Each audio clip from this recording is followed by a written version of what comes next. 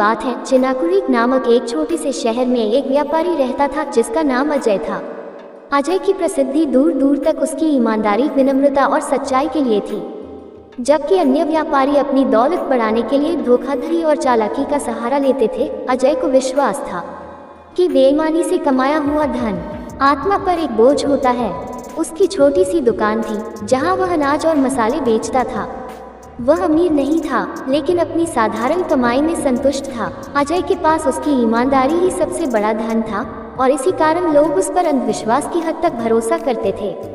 एक दिन जब अजय अपनी दुकान पर बैठा था, एक बूढ़ा व्यक्ति जो लाठी के सहारे चल रहा था उसकी दुकान में आया। उसके कपड़े पुराने और फटे हुए थे और उसकी आंखों में थकान के साथ हल्का सा दुख झलक रहा था। बूढ़े व्यक्ति ने अजय के सामने एक बड़ा बोरा रखा और धीमे स्वर में बोला, बेटा, मैं बहुत दूर के गांव से आया हूँ। ये चावल मेरा आखिरी सहारा है। मेरी बेटी की शादी होने वाली है और मुझे इसके लिए कुछ पैसों की जरूरत है।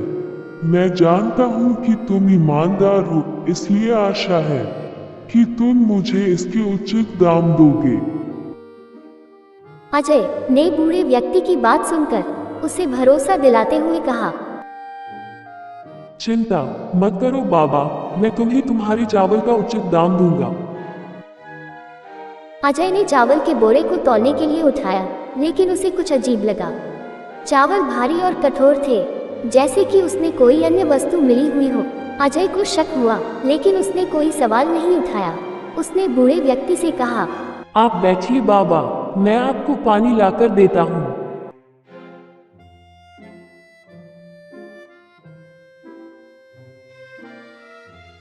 जब बूढ़ा व्यक्ति पानी पीने में व्यस्त था, अजय ने चावल का बारीकी से निरीक्षण किया।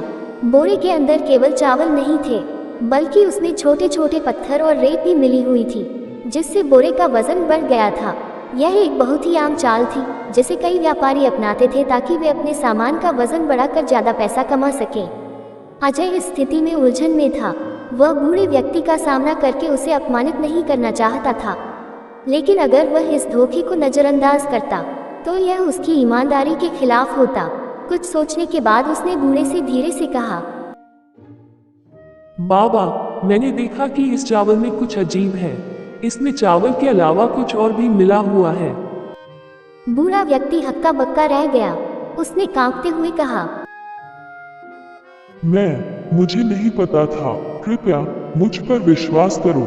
मैंने किसी को धोखा देने का इरादा नहीं किया था।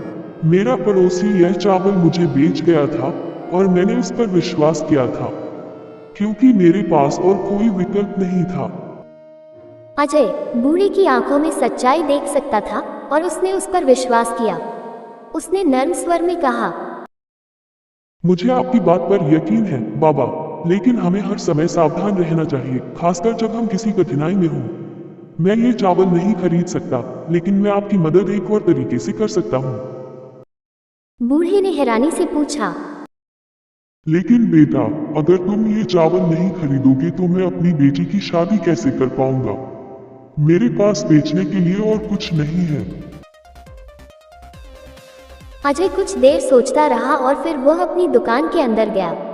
कुछ देर बाद वह एक बड़े बोरे में अपने सबसे अच्छे चावल लेकर आया और उसे बूढ़े को दे दिया।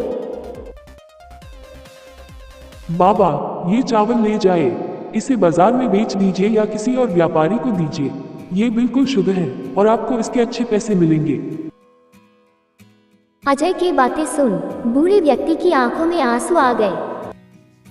लेकिन बेटा, तुम मेरे लिए इतना कर रहे हो, जबकि मैं तुम्हारे लिए कुछ भी नहीं कर पाया। तुम मुझे जानते तक नहीं हो, फिर भी मेरी इतनी मदद कर रहे हो। अजय ने मुस्कुराते हुए कहा, सच्ची ईमानदारी सिर्फ सत्य बोलने में नहीं है, बल्कि सही काम करने में भी है। जब हम किसी की मदद कर सकते हैं तो हमें जरूर करनी चाहिए। बूढ़ा व्यक्ति बेहद आभारी था और उसने अजय को दिल से धन्यवाद दिया। वह चावल का बोरा लेकर चला गया।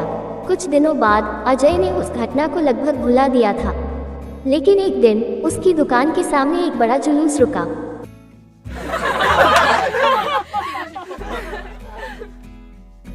सामने एक अमीर आदमी घोड़े पर सवार था और उसके पीछे कई नौकर और सेवक थे जो बड़े बड़े उपहार लेकर चल रहे थे।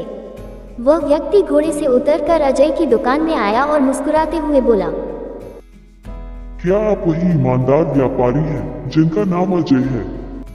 अजय, जो पूरी तरह से अचंभित हो गया था, फिर बोला, हाँ, मैं ही अजय हूँ, लेकिन आप कौन हैं? वह आदमी बोला, मेरा नाम विजय है। मैं उस बूढ़े आदमी का बेटा हूँ जिसे आपने कुछ दिन पहले मदद की थी। मेरे पिता ने मुझे आपकी ईमानदारी और उदारता के बारे में बताया और आपकी वजह से हम अपनी बहन की शादी अच्छे से कर पाए। मैं आज आपको धन्यवाद कहने और आपका ऋण चुकाने आया हूँ। विजय ने अपने सेवकों को इशारा किया और उन्होंने सोने के सिक्के, कीमती कपड़े और मसालों से भरी टोकरी उतारनी शुरू की। अजय इस सब को देखकर हैरान रह गया। अजय ने विनम्रता से कहा, मैं ये सब स्वीकार नहीं कर सकता। मैंने सिर्फ अपना कर्तव्य निभाया था, जो किसी भी अच्छे इंसान को करना चाहिए। लेकिन विजय ने आग्रह किया, आपकी ईमानदारी ने मेरे परिवार को बचाया है। ये हमारा कर्तव्य है कि हम आपको इन उपहारों से सम्मानित करें। काफी अनुरोध के बाद अजय ने केवल एक छोटा सा उपहार स्वीकार किया और बाकी सब वापस कर दिया। वह अब भी उसी साधारण जीवन में खुश था जिसमें वह पहले था, लेकिन उसकी ईमानदारी के कारण अब उसकी दुकान दूर दूर तक प्रसिद्ध हो गई थी। लोग अब उस पर और भी ज्यादा भरोसा करते थे और उसकी दुकान पर ज्यादा खरीदारी करने आने लगे। समय के साथ अजय का व्यापार काफी बढ़ गया, लेकिन वह अब भी वही सादा और ईमानदार व्यक्ति बना रहा।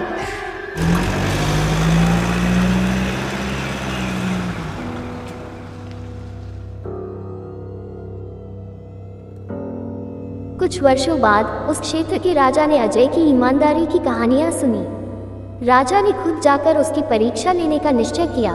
एक दिन राजा गरीब वेशभूषा में अजय की दुकान पर आया और एक छोटा सा चावल का बोरा खरीदकर उसे एक सोने का सिक्का दिया। अजय ने चावल तौला और सिक्के को देखकर महसूस किया कि यह चावल की कीमत से कहीं ज्यादा था। उसने उस व्यक्ति को बुलाकर कहा,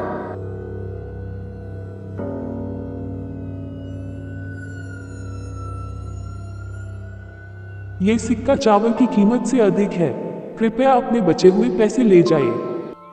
राजा, जो अपनी पहचान छुपाए हुए था, मुस्कुराया और बोला, तुम यह आधिक्य धन आसानी से रख सकते थे और कोई नहीं जानता, फिर भी तुमने इसे लौटाने का निर्णय किया।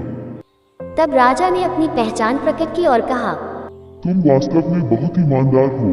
मैं तुम्हारी ईमानदारी से बहुत प्रभावित हूँ।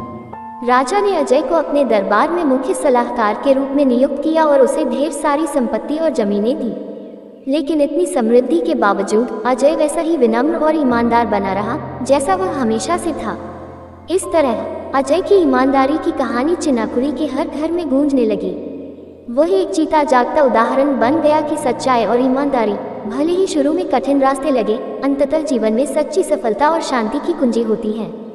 इस कहानी से हमें ये शिक्षा सिखाया, ईमानदारी और सच्चाई ही जीवन की असली संपत्ति है। धोखे से कमाया हुआ धन कभी भी स्थायी सुख नहीं दे सकता, लेकिन सच्चाई और ईमानदारी से कमाई गई प्रतिष्ठा और सम्मान जीवन भर आपका साथ देते हैं। आप सभी देशवासियों को तहे दिल राविनाजोय की तरफ से नमस्कार। आप लोग हमें कमेंट करके बताएं, ये वीडियो आपको कैसा लगा। अगर आपको ये पसंद आया तो और सपोर्ट करें। इसी तरह मैं आपके लिए और भी अच्छे वीडियो बनाऊंगा। कृपया इस चैनल को लाइक और सब्सक्राइब करें।